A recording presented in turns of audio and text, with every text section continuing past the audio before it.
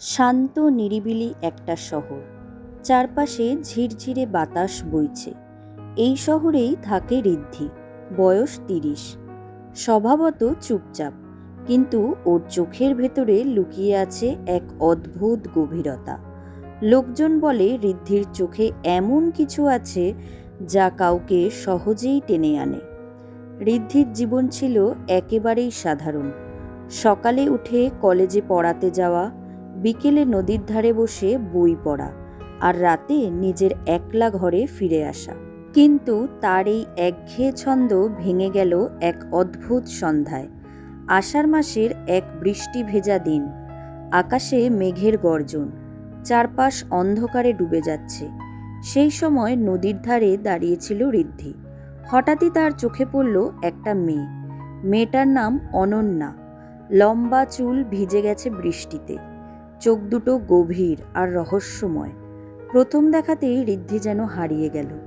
কথা বলতে বলতে জানা গেল অনন্যা খুব একটা মিশুকে নয়, অদ্ভুতভাবে একলা থাকতে ভালোবাসে। তবে আশ্চর্যের ব্যাপার হলো, ঋদ্ধির সঙ্গে কথা বলতে তার কোনো অস্বস্তি হচ্ছিল না, বরং চোখে মুখে ছড়িয়ে পড়ছিল এক অদ্ভুত প্রশান্তি। এরপর প্রতিদিনই নদীর ধারে দেখা হতে লাগলো দুজনের। ধীরে ধীরে তৈরি হলো এক অদ্ভুত টান। অনন্যা কখনো হাসত, কখনো আবার চুপচাপ ঋদ্ধির দিকে তাকিয়ে থাকত। কিন্তু সময়ের সঙ্গে সঙ্গে কিছু অস্বাভাবিক ব্যাপার চোখে পড়তে লাগলো। অনন্যার কোনো মোবাইল ফোন নেই। ওর সম্পর্কে বেশি কিছু জানতে চাইলে সে বিষয়টা এড়িয়ে যায়। সন্ধ্যা নামলেই সে হঠাৎ দ্রুত চলে যায়, যেন কোথাও যাওয়ার তাড়া আছে। একদিন ঋদ্ধি হেসে জিজ্ঞাসা করল, তুমি কোথায় যাও রোজ সন্ধ্যা নামলেই? আমার সঙ্গে একবার অন্তত চলো না আমার বাড়িতে। অনন্যা চুপ করে রইল। কিছুক্ষণ পর ধীর গলায় বলল, কিছু কিছু জায়গা সবার জন্য নয়। ঋদ্ধি অবাক হলেও আর কিছু বলল না, কিন্তু তার কৌতূহল ক্রমেই বাড়ছিল। কিন্তু আসল রহস্যটা সামনে এলো এক রাতে। ঋদ্ধি ঘুমাতে যাচ্ছিল। হঠাৎ শুনল বাইরে কার যেন ফিসফিস শব্দ। জানালার বাইরে তাকাতেই অবাক হয়ে দেখল সামনে দাঁড়িয়ে অনন্যা। কিন্তু তার মুখে কোনো রং নেই, শরীর আধা স্বচ্ছ, ঠোঁটে এক অদ্ভুত ম্লান হাসি। ঋদ্ধির বুক কেঁপে উঠল। সে জানালা খুলে ডাকল, অনন্যা, তুমি এখানে? অনন্যা কিছু না বলে শুধু তাকিয়ে রইল। তারপর এক মুহূর্তে মিলিয়ে গেল। ঋদ্ধি সেদিন ঘুমাতে পারল না। পরের দিন নদীর ধারে গিয়ে সরাসরি জিজ্ঞাসা করল, গত রাতে তুমি আমার বাড়ির সামনে ছিলে? অনন্যা হালকা হেসে বলল, তুমি স্বপ্ন দেখেছ। কিন্তু ঋদ্ধি জানে এটা কোনো স্বপ্ন ছিল না। ধীরে ধীরে অনন্যার প্রতি ভালোবাসা যেমন বাড়ছিল, তেমনি বাড়ছিল রহস্যও। কিছুদিন পর আবারও অদ্ভুত ঘটনা ঘটল। রাত 12:05।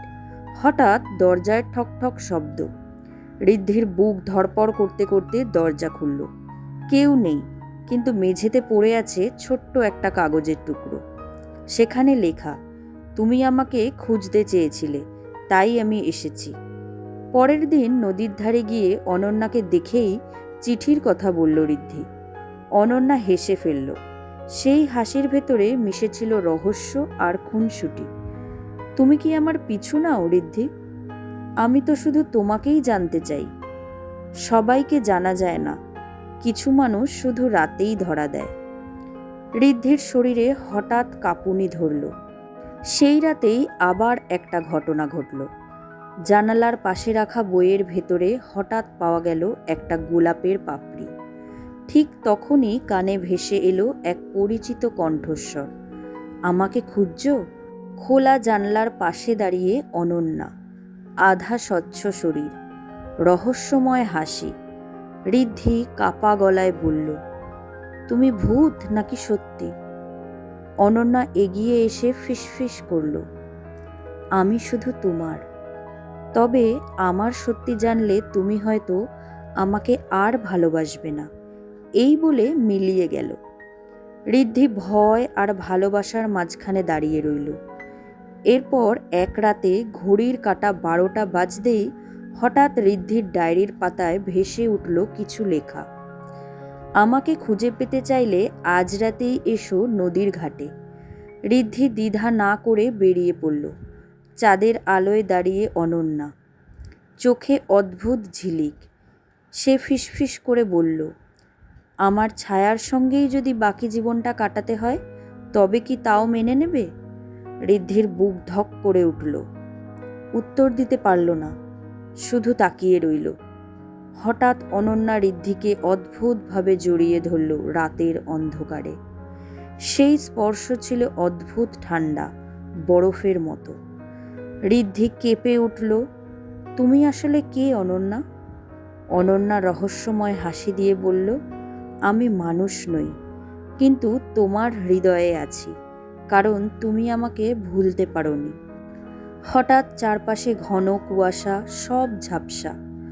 অনন্যা ফিসফিস করে বলল, আমি আলো সহ্য করতে পারি না, আলোয় গেলে মিলিয়ে যাই। তারপর বরফের মতো ঠান্ডা ঠোঁট ঋদ্ধির গালে ছুঁয়ে দিল, আর মুহূর্তেই মিলিয়ে গেল কুয়াশার মধ্যে। ঋদ্ধি একা দাঁড়িয়ে রইল নদীর ধারে।